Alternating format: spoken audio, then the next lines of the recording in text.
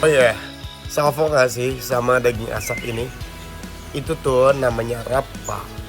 Daging sapi yang diasapin pakai cara tradisional di dalam sako. Nah, saya mau masak rapa nih bareng sama mama-mama. Mama, mana dagingnya?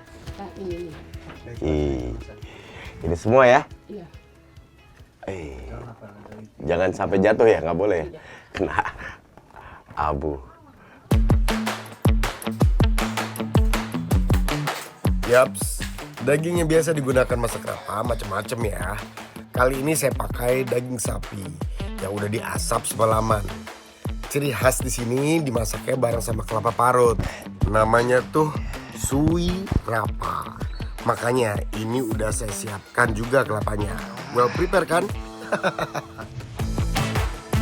Rapa datang. Kai, maafin rapanya. Kelapa ditaruh di mana ini? Oh, di situ saja. Sini. Ya. Ya, ada nih. Maaf. Nanti lanjut kupas biar kita langsung masak rapanya. Oke, di situ saja. Ya, Kai.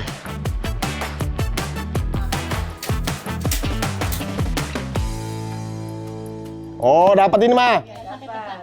Sampai pecahkan saja. Apa tangan? Pecahkan saja kelapanya. Semua cara masak di sini serba tradisional ya. Mulai dari alat masak sampai mecah kelapanya juga pakai alat tradisional. Ya ini sih sebenarnya iseng-iseng berhadiah.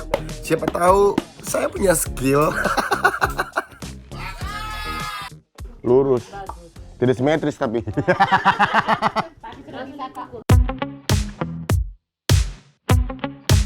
Ini kita kalau di sini bahasanya kukur kelapa.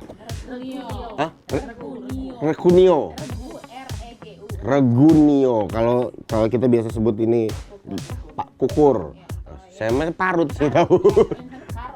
Oh gitu. Kalau bahasa Indonesianya dari rebunio itu kukur kelapa. Kukur kelapa. Kukur. Beda ya. Jadi dia diputar-putar begitu. Yang penting dia bisa buat daging kelapa ini lepas dari batoknya. Kerja sama tim kita, Kak Yanti potong-potong daging rapa. Mama Tina nyiapin bumbu-bumbu kayak bawang putih, bawang merah, ketumbar. Mama Melon siapkan api di tungku tradisional. Dan saya bagian parut kelapa aja deh. Ini masuk ke ikan. Iya. Bumbunya dicampur ya. Ini boleh deh. Oh, diaduk pakai tangan atau pakai sendok? Pakai sendok. Pakai sendok. aja, Oh. iya. Tetap harus pakai sendok. Ini Ya. sendoknya sendok tradisional. Sendok tradisional.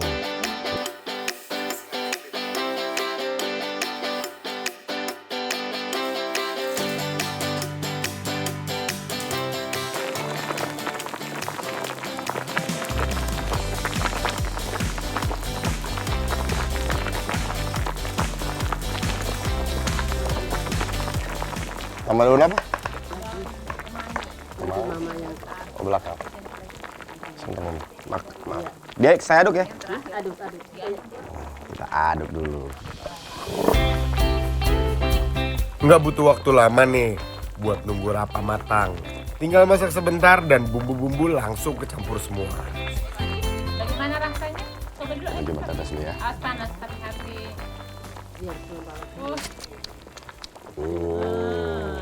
Nah, tapi yang menonjol banget itu kayak ada pedesnya. Jadi daging rapa ini udah dimarinasi sebelum diasepin. Jadi udah ada gurih-gurihnya gitu. Ditambah aroma smokinya. Makin gak sabar buat makan. Yuk, makan bareng-bareng. Ditemenin sama Uwi Ai dan sambal yang pedesnya. Kebangetan banget.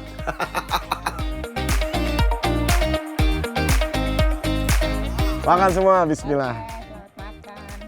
Ini daging yang tadi ya. Baunya sih enak banget. Jadi baunya tuh rempah banget. Daun ketumbarnya yang bau kayaknya, bukan kemangi. Dia bau ketumbarnya kencang banget.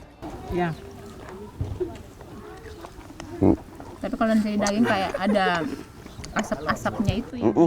Ada asap. Asin. Asin. Nah, dagingnya enak tapi gurih. Nah ini kalau lebih dikenal tuh kalau untuk NTT itu CI. Sei. CI. Sei. CI. Kalau sei sapi. Ya. Yang berarti Jakarta juga terkenal itu sei sapi. Iya kan dari NTT. Saya baru tahu, saya pikir dari luar negeri itu ternyata dari NTT, saudara-saudara aku. Beda loh sama sei sapi yang biasa dimakan di kota. Dari pengasapannya aja udah beda. Udah gitu, cari daging sapinya tuh jauh. Harus ke kota. Cara teksturnya memang dagingnya nggak seempuk kalau kita makan-makan di restoran. Tapi enak, bisa dikunyah di depan. Emang harus daging tuh kayak gini, kita harus ngunyah.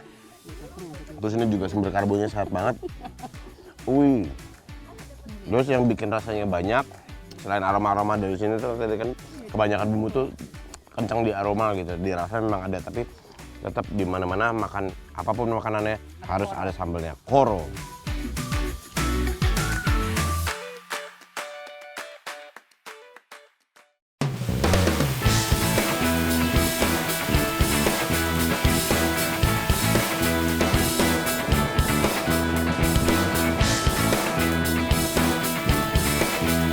Ada satu hal yang selalu saya suka dari tempat kayak gini.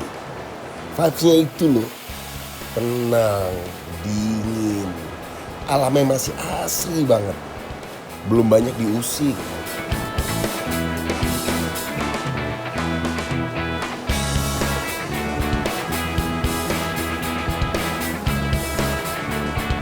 Di sini tuh rasanya nggak cuma dateng, tapi ikut ke bawah suasana gitu.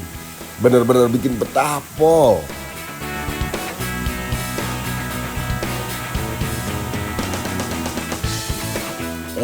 Tahu-tahu udah lama aja.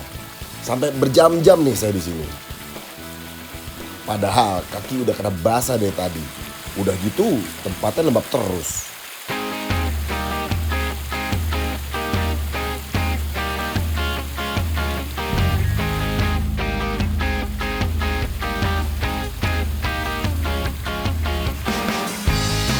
Awalnya sih enak, seger gitu.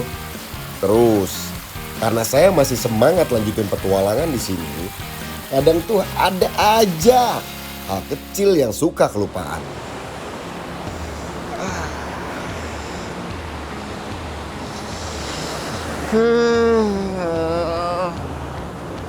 Ini nih, kebiasaan buruk saya juga sih.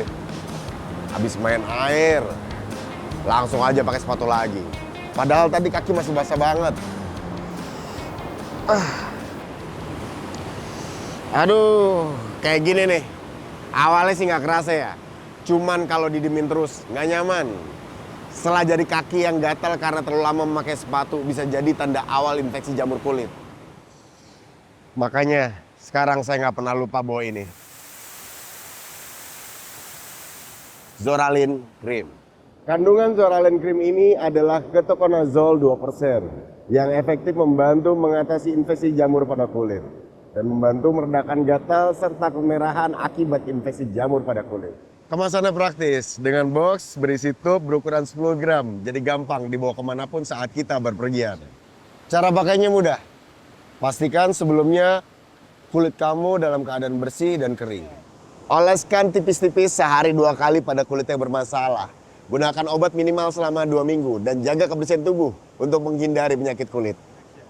Jangan lupa baca aturan pakai. Dan jika sakit masih berlanjut, hubungi dokter ya. Oh ya, Zoralin Cream ini dapat diperoleh di apotek dan toko obat terdekat. Jadi ingat ya, kalau jamur ngeselin, olesin Zoralin.